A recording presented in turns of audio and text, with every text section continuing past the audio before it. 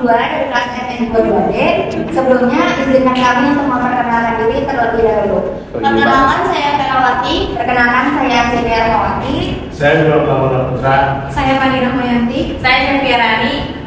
Di sini kami akan menjelaskan hasil dari diskusi kami kuesioner dengan judul pengaruh harga dan lokasi terhadap keputusan pembelian dan seruput cabang Unsika pada mahasiswa Universitas Buana Perjuangan Karawang tahun 2023 untuk materi analisis regresi linear berganda.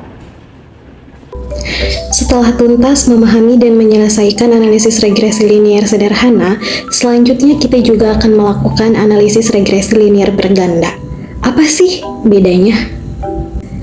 Simpelnya, pada analisis regresi linear sederhana hanya menggunakan satu variabel X dan satu variabel Y. Sedangkan pada analisis regresi linear berganda, variabel X yang digunakan adalah dua atau lebih dengan variabel Y yang tetap satu. Sama seperti materi sebelumnya, pada analisis regresi linear berganda ini, kami juga menggunakan data primer dengan metode kuesioner dengan judul pengaruh harga dan lokasi terhadap keputusan pembelian di seruput cabang Unsika pada mahasiswa Universitas Buana Perjuangan Karawang tahun 2023. Di mana X1 adalah harga, X2 adalah lokasi, dan Y adalah keputusan pembelian. Dari kuesioner yang kami buat, didapat 36 responden seperti yang terlihat pada gambar.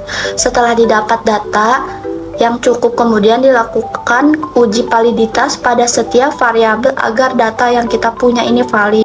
Untuk melakukan uji validitas, kita perlu memasukkan jumlah dari setiap item variabel pada data view SPSS. Lalu pada bagian variable view, setting pengaturan seperti ini. Lalu klik analysis, pilih scale, pilih reliability, analisis, masukkan semua variabel ke dalam kotak item. Lalu pada model, biarkan pilihan pada alpha. Klik option statistik, lalu klik continue dan klik OK. Didapatlah hasil output SPSS seperti ini. Sebelum menguji validitas, kita harus mencari nilai R, tabel yang nantinya akan digunakan untuk perbandingan dengan R hitung. Cara menghitung R tabel adalah dengan rumus DF sama dengan N-2, di mana N-nya adalah jumlah responden, jadi N pada tabel yang kami punya adalah 36 dikurangi 2, hasilnya 34, dan 0,05 dari rumus di atas 5% yang didesimalkan. Nilai R tabel didapat dari 34 ke arah bawah dan 0,05 ke arah kolom samping, dan hasilnya adalah 0,3291.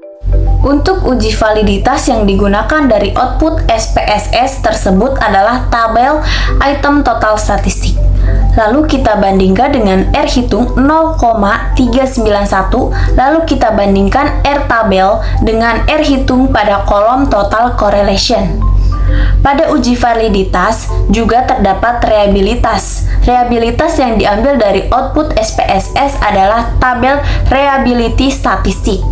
Untuk menentukan reliabilitas, bandingkan nilai R alpha dengan nilai R tabel. Apabila R alpha lebih besar daripada R tabel, maka data dikatakan reliable. Data yang kami gunakan setiap variabel adalah valid karena nilai R hitung lebih besar dari R tabel, dan semua variabel yang kami gunakan reliable karena nilai R alpha dari setiap variabel lebih besar daripada nilai R tabel. Kemudian, syarat untuk perhitungan regresi haruslah normal dan linear. Maka dari itu, kita lakukan uji asumsi klasik. Uji asumsi klasik yang pertama itu adalah uji normalitas. Uji normalitas dilakukan pada semua variabel independen dengan menggunakan uji Kolmogorov dan Smirnov. Jika p-value lebih besar dari 0,05, maka model regresi berdistribusi normal. Teknik analisis pada SPSS adalah sebagai berikut. Yang pertama, pilih analis, kemudian regression, lalu linear, sehingga muncul kotak dialog seperti ini.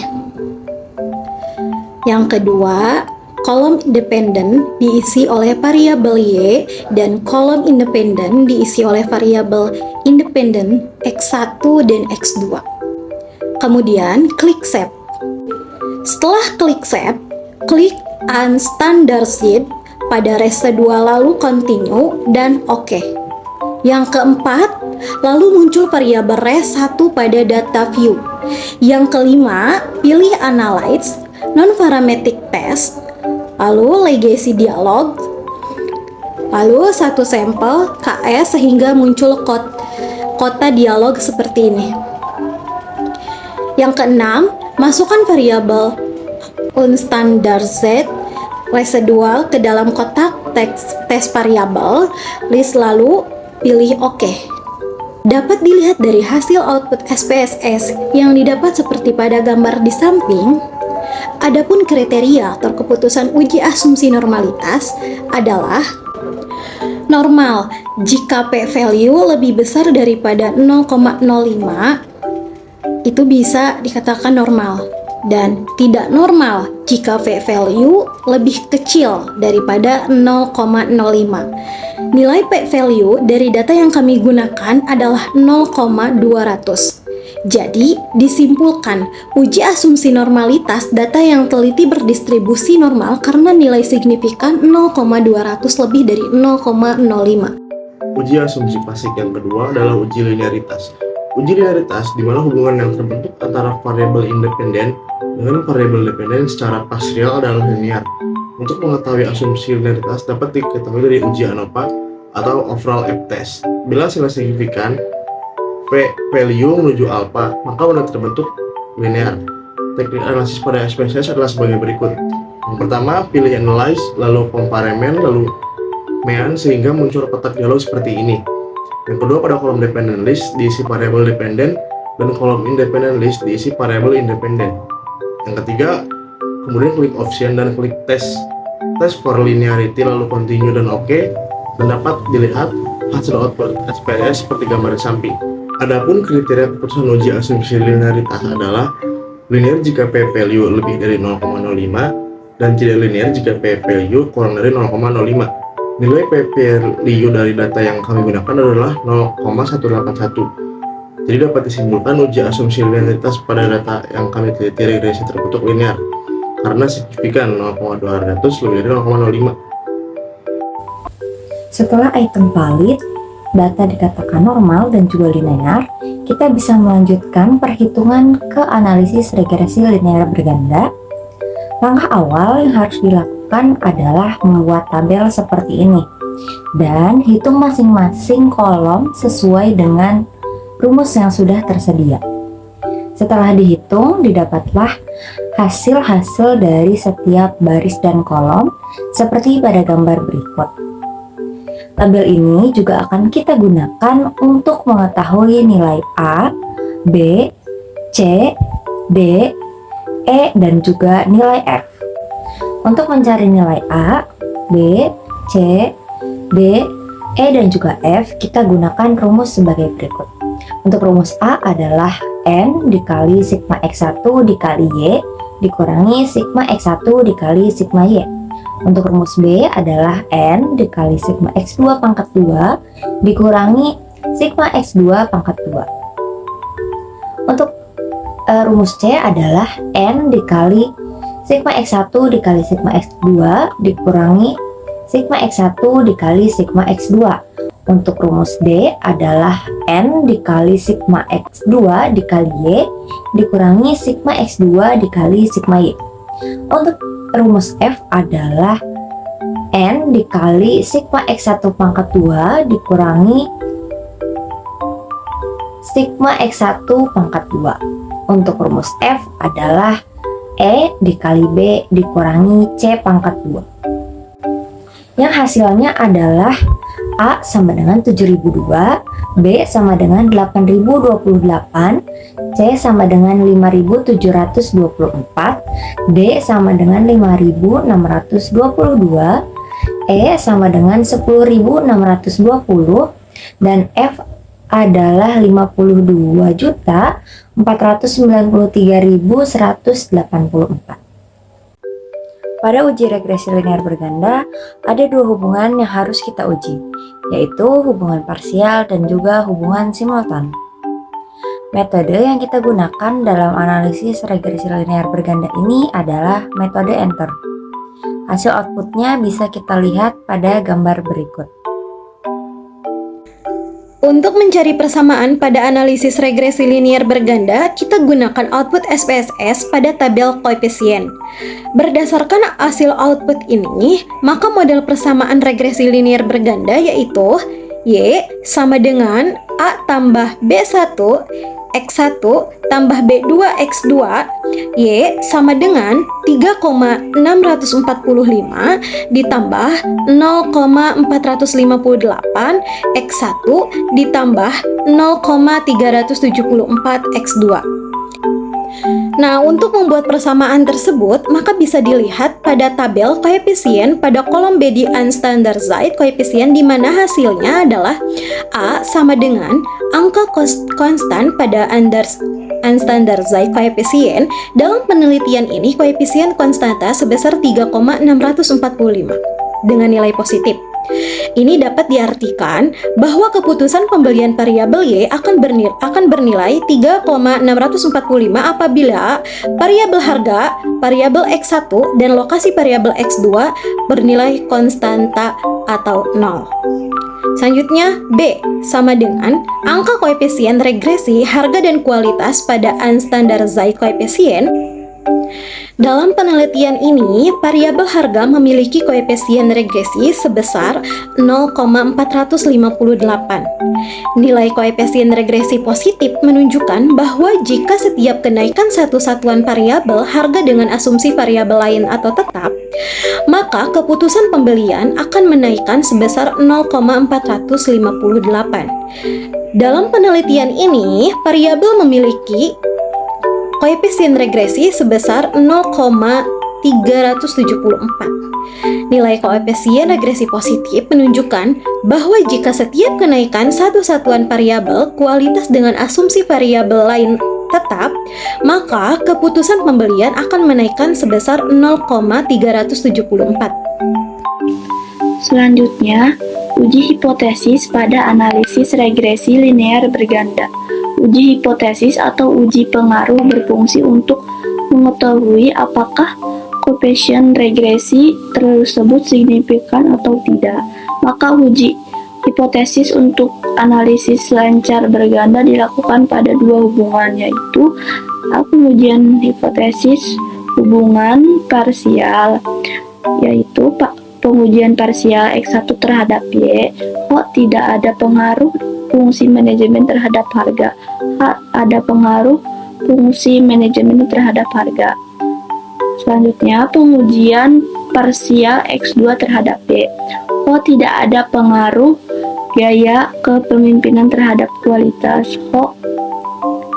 Ada pengaruh gaya kepemimpinan terhadap kualitas. Membandingkan nilai sig atau v-value dengan alfa 0,05 pada uji hipotesis, kita gunakan output SPSS, table coefficient, kolom signifikan. Selanjutnya, kriteria atau keputusan uji hipotesis nilai C. Yang pertama, berpengaruh jika nilai signifikan kurang dari alfa 0,05.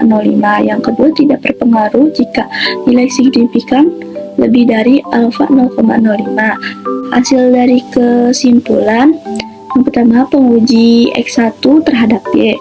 Diketahui nilai sig pada pengujian X1 terhadap Y adalah sebesar 0,004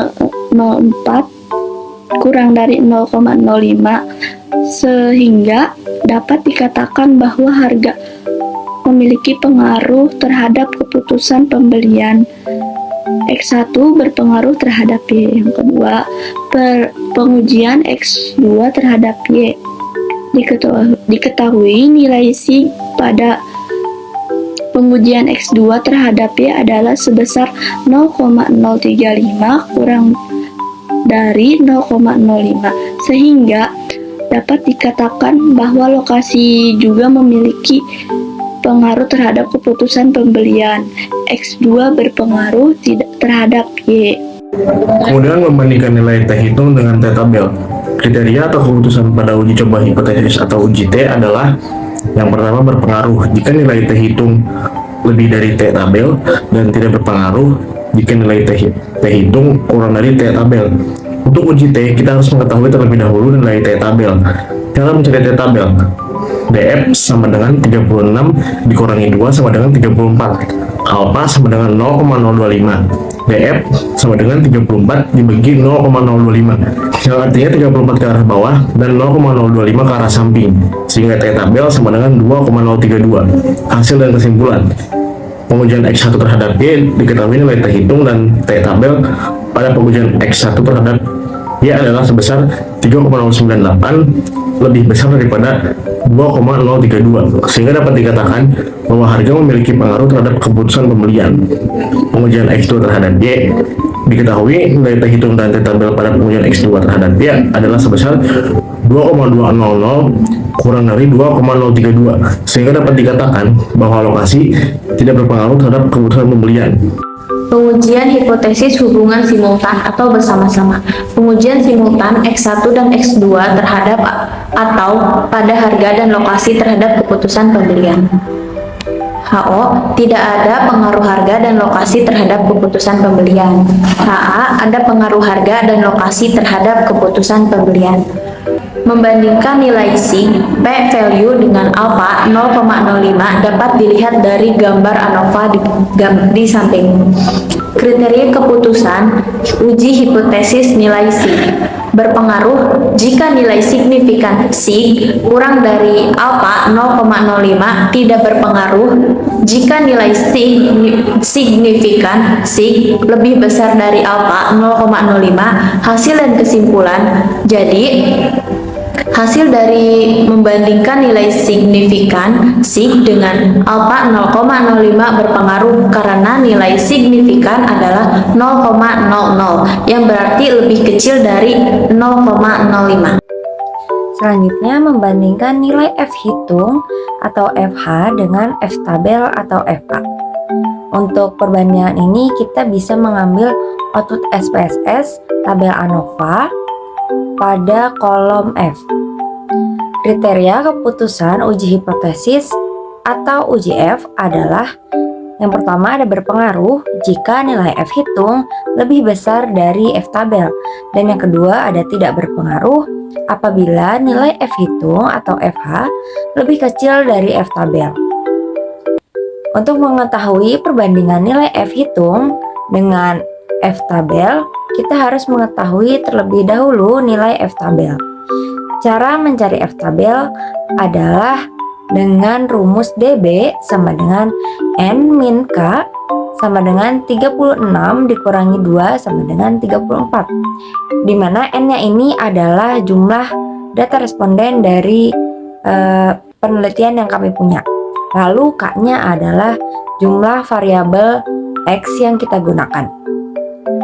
Lalu DB pembilangnya adalah K-1 sama dengan 2-1 sama dengan 1, yang artinya 34 ke arah bawah dan 0,025 ke arah samping, sehingga didapat nilai tabel F adalah 4,13. Jadi dapat disimpulkan hasil dari membandingkan nilai F hitung dengan F tabel yaitu berpengaruh karena nilai F hitungnya adalah 18,587, lebih besar dari 4,13 pada F tabel. Kemudian ada analisis koefisien korelasi. Analisis koefisien korelasi ini bertujuan untuk mengetahui korelasi atau hubungan besar dan arah antara variabel independen dengan variabel dependen. Dalam analisis korelasi ada dua aspek yang diukur, yaitu yang pertama adalah besar kekuatan korelasi atau hubungan yang dapat kita tentukan dari gambar yang ada di samping. Lalu kemudian ada arah korelasi atau hubungan, di mana ketika arah atau korelasi tersebut positif, Maka bila kenaikan satu variabel diikuti variabel lain, bisa dikatakan jika X naik, maka Y juga naik. Dan jika X turun, maka Y-nya juga akan turun. Kemudian ketika arah korelasi atau hubungannya bernilai negatif, kita bisa mengatakan bila satu variabel diikuti penurunan variabel lain, atau apabila X1 naik, maka Y-nya akan turun. Besar R korelasi pada variabel X1 adalah 0,679, sehingga dapat dikatakan sebagai korelasi positif kuat. Dikatakan korelasi kuat karena 0,679 berada di antara 0,5 sampai dengan 1,0. Selanjutnya di samping ada tabel model summary. Besar R korelasi pada variabel X2 adalah 0,627 sehingga dapat dikatakan sebagai korelasi positif kuat. Dikatakan korelasi kuat karena 0,627 berada di antara 0,5 sampai dengan 1,0. Arah korelasi dari data kami adalah positif, di mana ketika X naik, Y juga naik. Dan ketika X turun, Y juga turun, atau bisa juga dikatakan searah antara variabel bebas dan variabel terikat. Selanjutnya, hubungan simultan model summary pada tabel di samping. Besar R korelasi pada variabel X1 dan X2 adalah 0,728, sehingga dapat dikatakan sebagai korelasi positif kuat. Dikatakan korelasi kuat karena 0,728 berada di antara 0,5 sampai dengan 1,0. Arah kolerasi dari data kami adalah plus, di mana ketika X naik, maka Y naik, dan ketika X turun, Y juga turun, atau bisa juga dikatakan searah antara variabel bebas dan variabel terikat. Analisis koefisien determinasi. Analisis koefisien determinasi memberikan informasi tentang koefisien determinasi, yaitu kontribusi atau sumbangan pengaruh variabel harga dan lokasi secara simultan atau secara bersama-sama terhadap keputusan pembelian dapat dilihat pada nilai R-square yang terdapat pada tabel model summary. Dari hasil output di atas diketahui bahwa nilai R-square sebesar 0,530 artinya kontribusi harga X1 dan lokasi X2 terhadap keputusan pembelian Desruput cabang Unsika sebesar 53%, sedangkan sisanya sebesar 47%, dipengaruhi oleh faktor lain yang tidak diteliti.